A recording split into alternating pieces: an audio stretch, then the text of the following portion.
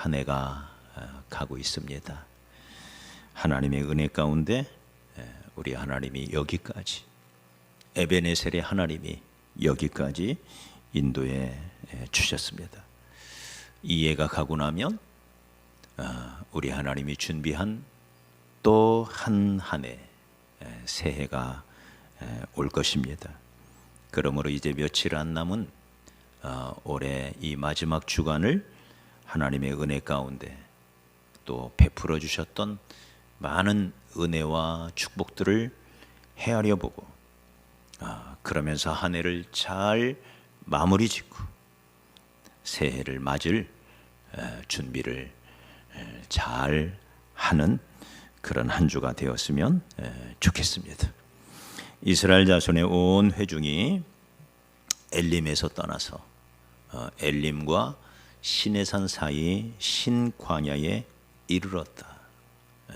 오늘 말씀해 보니까 광야에서 그랬어요. 광야에서.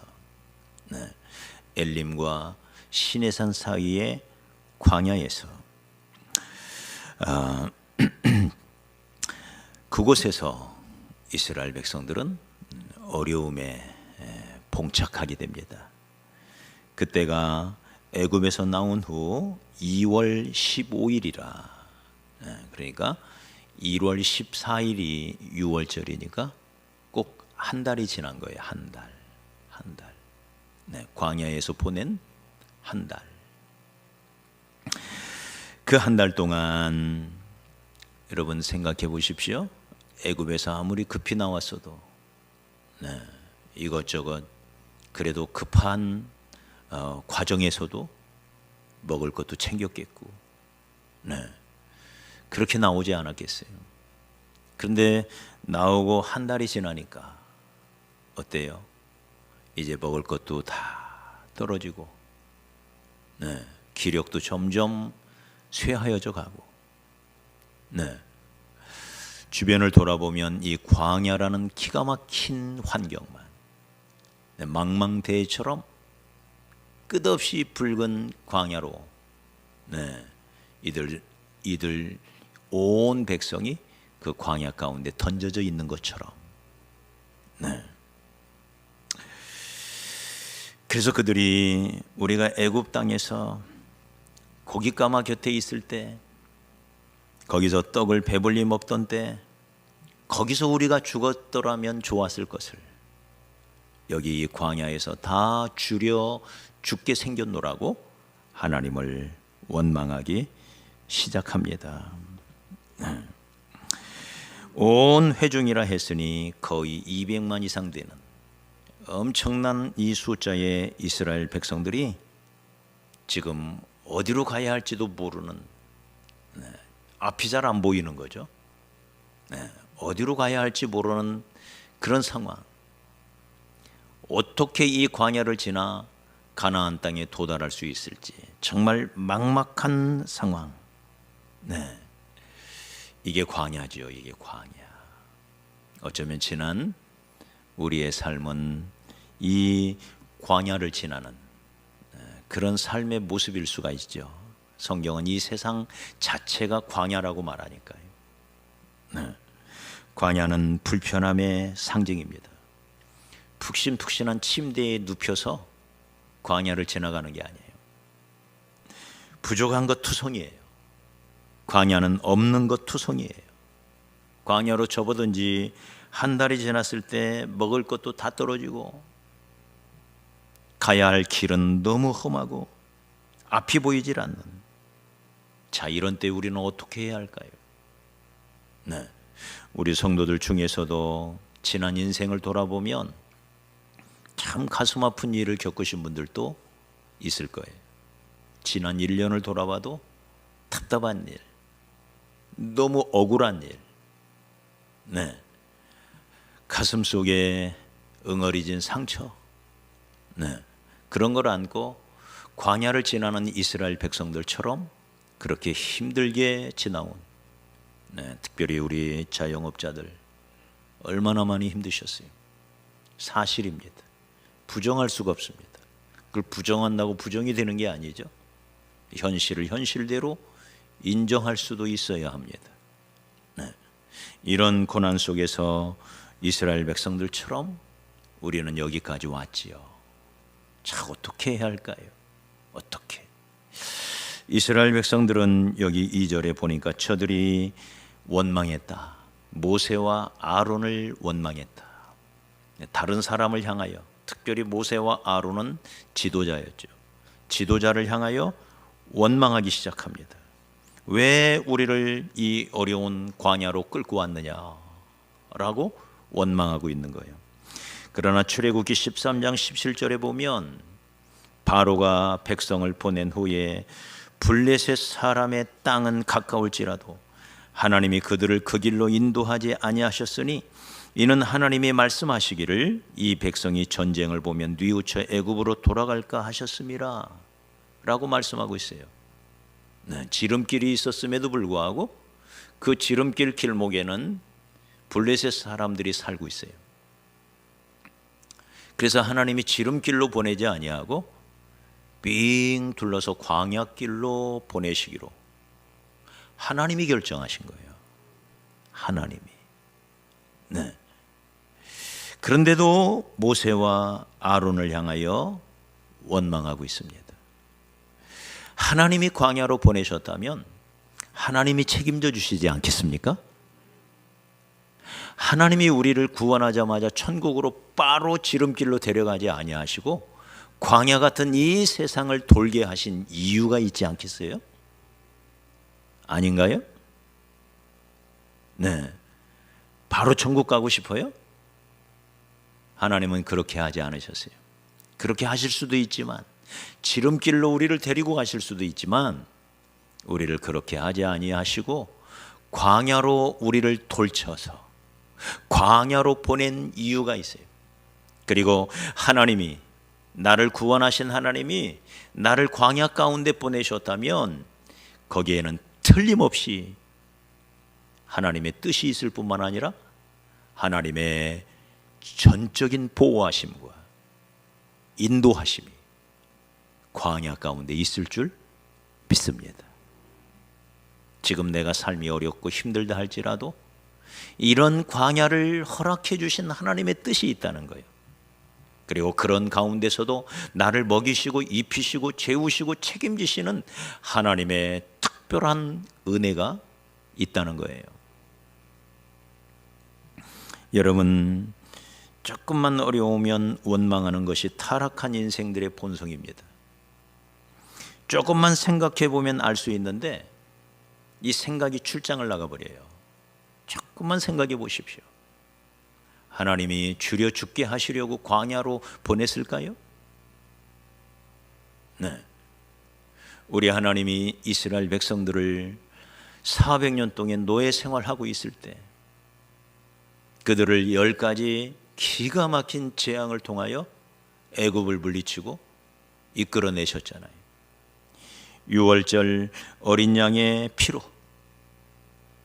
온 애굽 땅의 장자가 다 죽어나갈 때 이스라엘 백성 중에는 단 한 명도 죽지 않고, 네?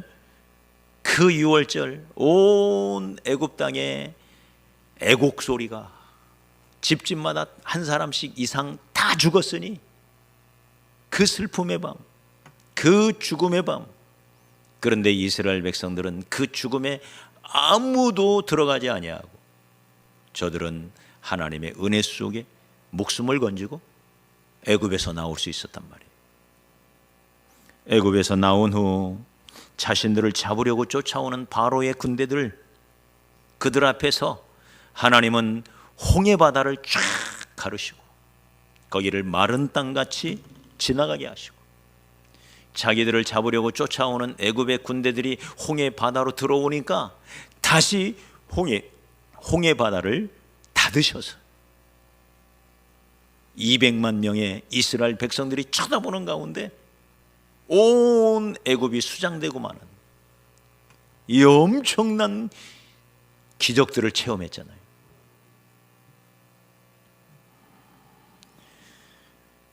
그리고는 밤에는 불기둥으로, 낮에는 구름 기둥으로 인도에 가시는 하나님을 지금도 보고 있잖아요. 지금도. 여기 15장 직전의 사건이 뭐예요?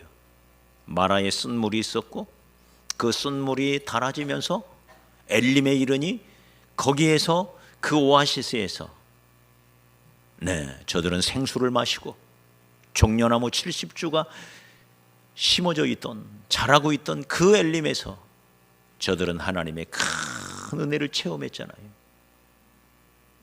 끊임없는 하나님의 은혜가 저들을 지금도 감싸고 있습니다. 그런데 그런 하나님이 이스라엘을 버리시겠어요? 아무리 어려워도 하나님이 우리를 버리시겠어요? 천국 가는 그날까지 독수리가 자기 새끼를 품에 안듯이 우리를 품에 품고 밝은 빛 교회를 여기까지 인도하셨듯이 우리들의 가정을 여기까지 인도하셨듯이 앞으로도 인도해 주실 줄 믿습니다. 이스라엘 백성들은 정말 기억해야 할 것은 기억하지 않고 또 잊어버려야 할 것은 잊어버리지 않고 저들은 엉뚱한 것만 기억하고 있어요. 그러면서 하나님을 원망합니다. 여기 3절에 보니까 애굽에서 고기가 막 곁에 앉았던 그때와 떡을 배불리 먹었던 때 그렇게 말해요. 여러분 거기서 고기 먹었나요? 떡을 배불리 먹었나요? 고깃가마 옆에서 불은 뗐겠지요. 떡 굽는 솥 옆에서 떡은 구웠겠지요. 그런데 누가 노예들의 배를 배불리 먹이는 사람이 어디 있겠어요? 400년 동안의 노예 생활이에요. 꿀꿀이 죽을 먹으면서 죽지 못해 노예 생활하며 겨우 연명했던 거 아니에요? 과거의 노예 생활이에요. 노예 생활. 그런데 이들은 고깃가마 곁에 앉아서 냄새나 시컷 맡고 있던 그때가 좋았다고 지금 말하고 있는 거예요. 정말 기억해야 할 것은 기억하지 않고 기억하지 않아야 할 것만 지금 기억하고 있는 거예요. 우리 옆 사람 축복합시다. 나쁜 기억은 버리고 좋은 기억만 남겨요. 근데 이게 쉽지가 않아요. 이게 타락한 인간의 본성에는 이게 쉽지가 않아요. 사람의 기억 창고에 보관되어 있는 기억들은 참 이상해요. 기뻤던 일, 그건 자꾸 희미해져 가고, 슬펐던 일, 섭섭했던 일, 속상했던 일, 쓴 뿌리는 이상하게 잊혀지지가 않아. 나이가 들고 기억력이 점점 떨어지지만 이상하게 기분 나빴던 일, 섭섭한 일, 슬픈 일, 가슴 아팠던 일은 이게 이상하게 안 잊어버려요. 이게 인생입니다. 이런 이상한 기억 현상, 이런 것 때문에 이 슬프고 어두운 과거에 얽매여서 사람들은 오늘의 삶을 파괴하고 오늘 누려야 할 기쁨을 누리지 못하고 행복을 누리지 못하고 과거의 서러움이, 과거의 그 상처가 내 인생의 발목을 꽉 붙잡고 있는 거예요. 어려서 받았던 상처, 잊을만 한데 10년이 지나고 20년이 지났으면 잊을만 한데 그때 나를 괴롭혔던 사람, 그때 내 마음에 상처를 주었던 사람 잊어지지가 않는 거예요. 참 이상하죠. 그리고는 그것이 여전히 오늘을 사는 나의 발목을 꽉 붙잡고 있어요. 그것만 생각하면 속이 상하고, 그것만 생각하면 이가 갈리고, 그것만 생각하면 가슴이 찢어질 것 같고 분통이 터지는 거예요. 과거의 슬픔이 오늘의 행복을 그리고 내일의 희망을 무너뜨리고 있는 것입니다. 우리가 한 해를 돌아보면서 이제 마지막 주일을 우리가 보내면서 지난 과거를 잘 정리해야 됩니다. 이상한 것, 부정적인 것, 속상한 것들. 네. 사도 바울은 뒤에 있는 것은 잊어버리고 라고 말하고 있습니다. 네. 잊자.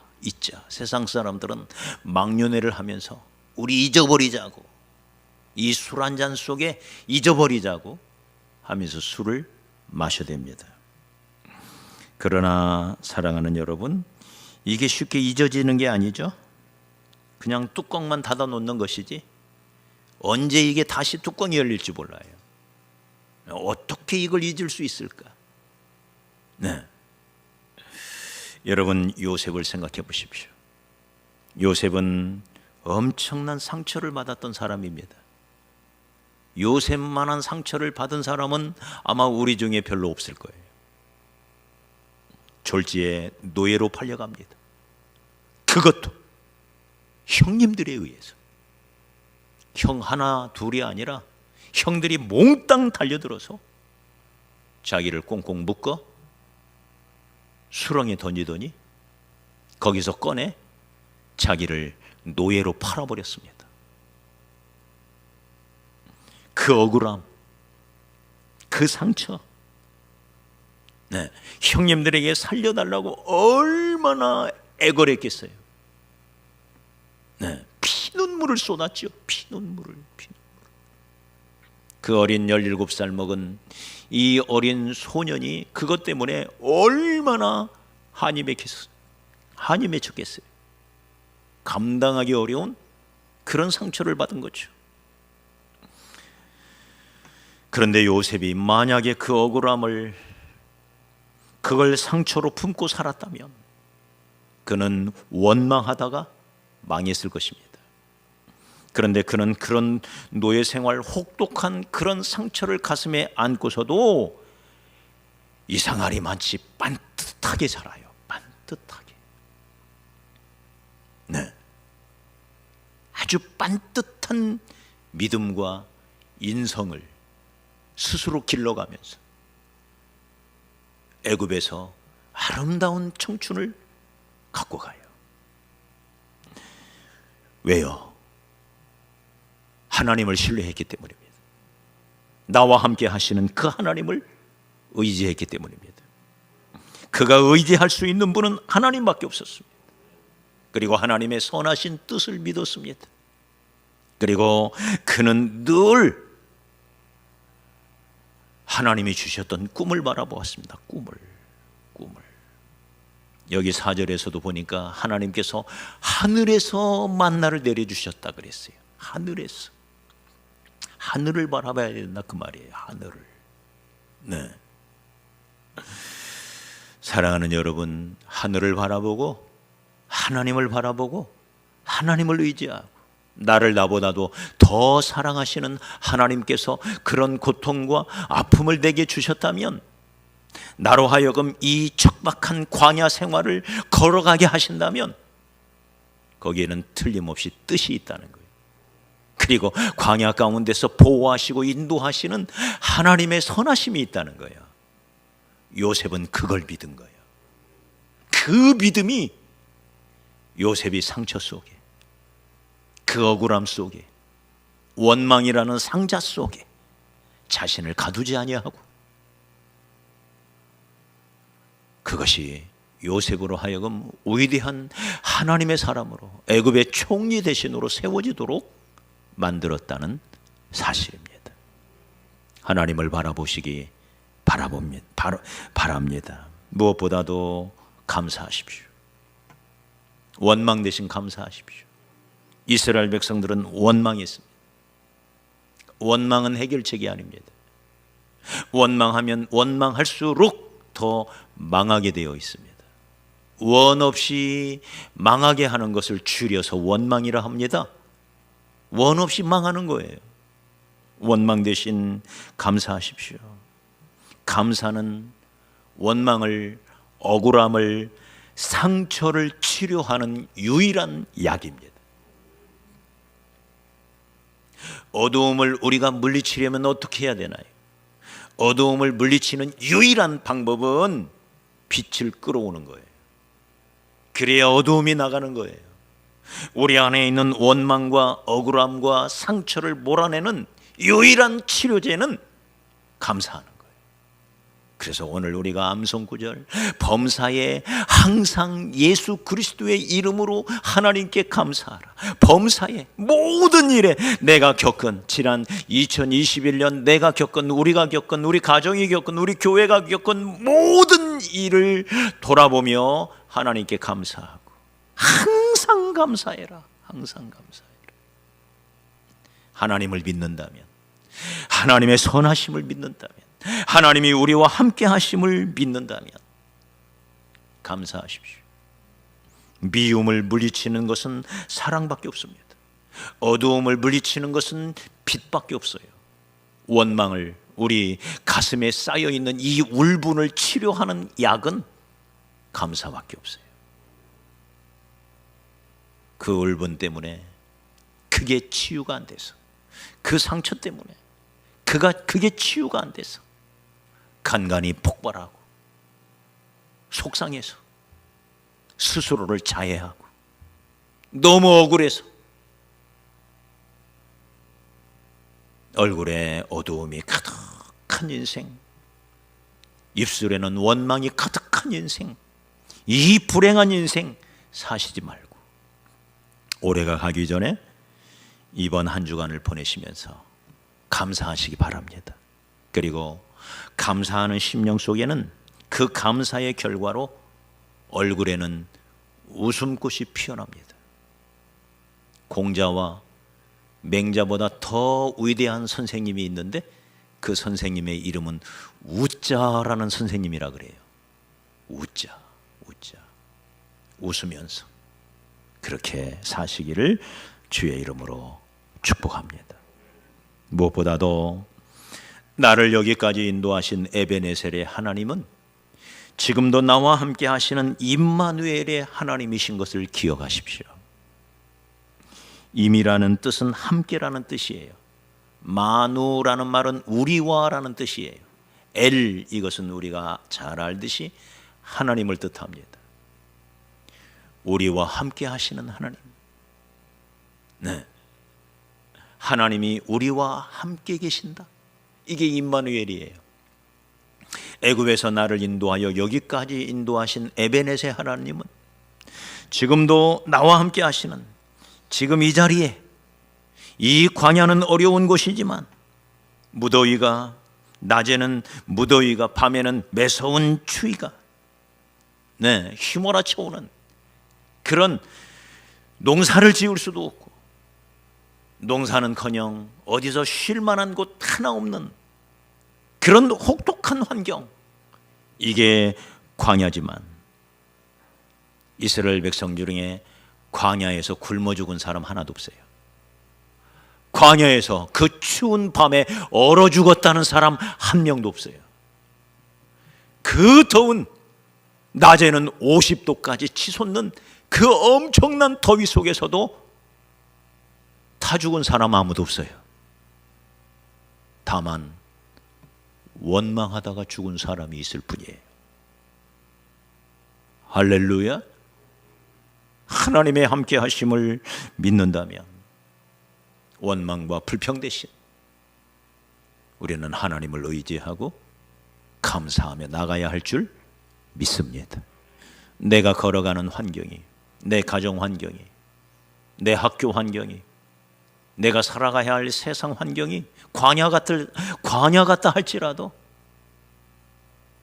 하나님은 우리를 추워서 죽게 하지 않습니다. 얼어서 죽게 하지 않습니다. 다 죽게 하지 않습니다. 굶어 죽게 하지 않습니다. 다만 죽는 것은 하나님의 신실하심을 믿지 못하고 원망하다가 죽을 뿐인 거예요. 광야에서 함께 하시는 하나님을 바라보시기 바랍니다. 히브리서 13장 5절에 내가 과연 너희를 버리지 아니하고 과연 너희를 떠나지 아니하고 과연 너희를 외면하지 아니하리라. 하나님이 함께 하시는 것입니다. 우리와 함께 하시는 임마누엘의 하나님은 뿐만 아니라 우리의 미래를 준비하실 거예요.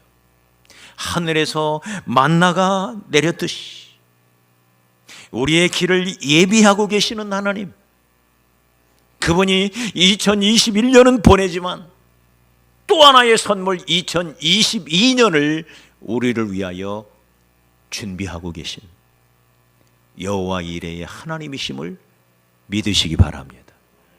앞서가시며 우리의 길을 예비하시고 앞서가시며 우리의 길을 준비하고 계시는 여호와 이레의 하나님, 그 하나님을 믿으시기 바랍니다. 이 세계에서 가장 아름다운 공동체라고 불리우는 라브리 공동체, 혹시 들어보셨을지 모르겠습니다. 저 스위스에 있는 공동체입니다. 이 라브리 공동체는 프란시스 셰퍼라고 하는 유명한 신학자요 목사님이 세우셨는데, 이 목사님은 원래 미국에서 큰 교회 수만 명 다니는 교회를 목회하는 아주 성공적인 목회자였습니다. 예일대에서 또 프린스턴 대학에서 강의를 하고 전국적으로 전 세계를 돌아다니면서 교수를 하시고 복음을 전했던 저명 인사였습니다. 이분이 어느 날 숲속을 거닐다가 매우 중요한 생애 전환점을 맞이합니다. 내가 수만 명을 성도를 이끄는 목회자고 유명한 대학에서 강의를 하며 수많은 연설, TV, 라디오에 출연하여 유명 인사가 되어 있지만 왜 나는 이렇게 허무한가? 내 가슴 속은 왜 이렇게 허무한가? 자기 안에 참된 기쁨이나 평강이 없는 거예요. 그래서 이 셰퍼 목사님은 결정을 합니다. 교회를 그만두고 대학을 그만두고 그리고 자기 아내와 남매를 데리고 스위스 알프스 산속으로 들어가요.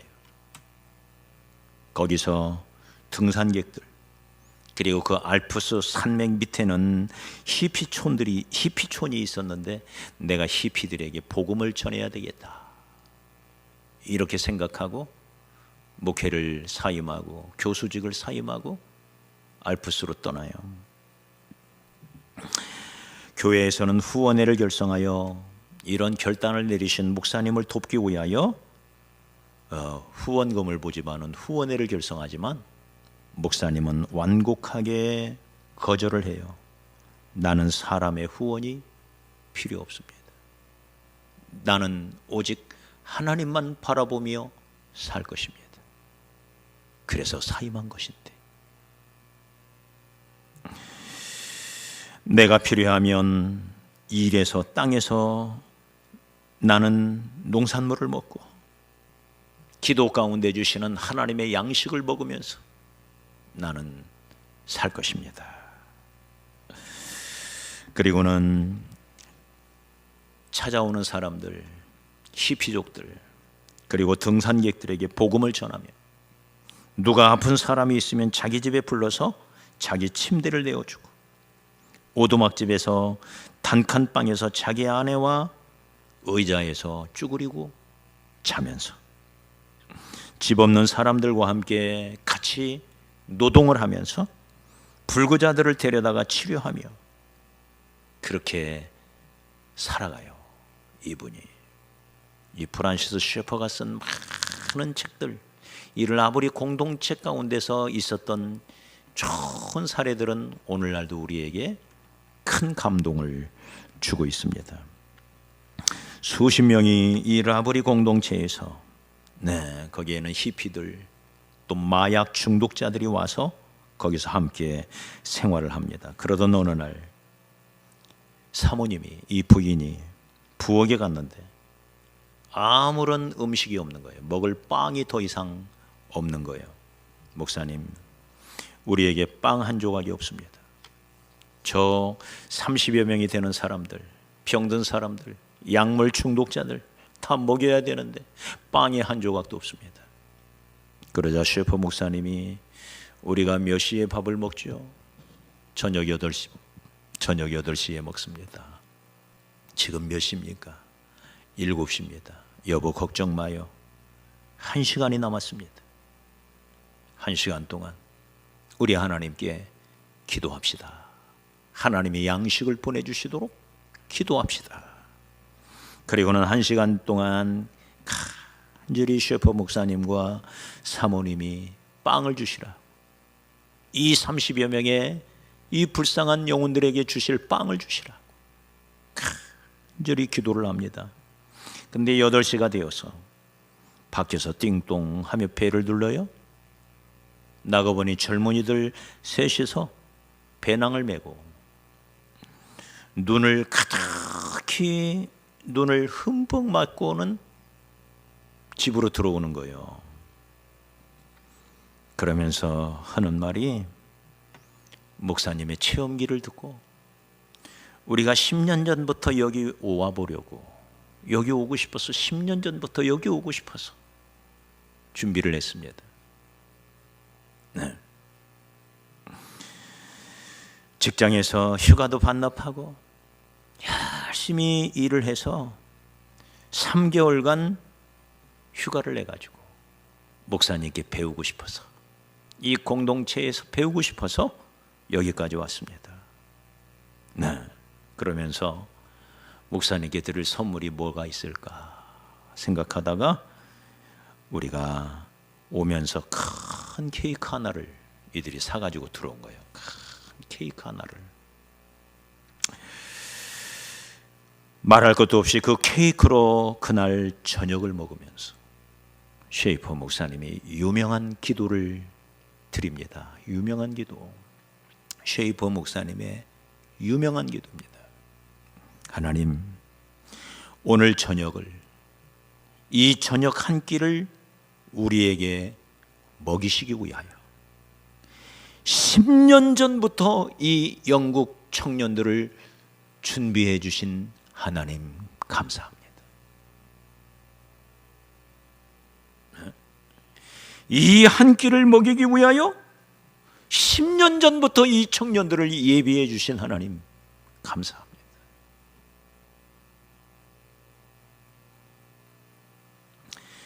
여호와 이레의 하나님이신 거죠. 그분은 아니 만세 전부터 우리가 가야 할 길, 우리의 미래 다 준비하고 계십니다. 여호와 이레의 하나님이죠. 우리가 할 일은 이 하나님을 굳게 붙잡는 거예요.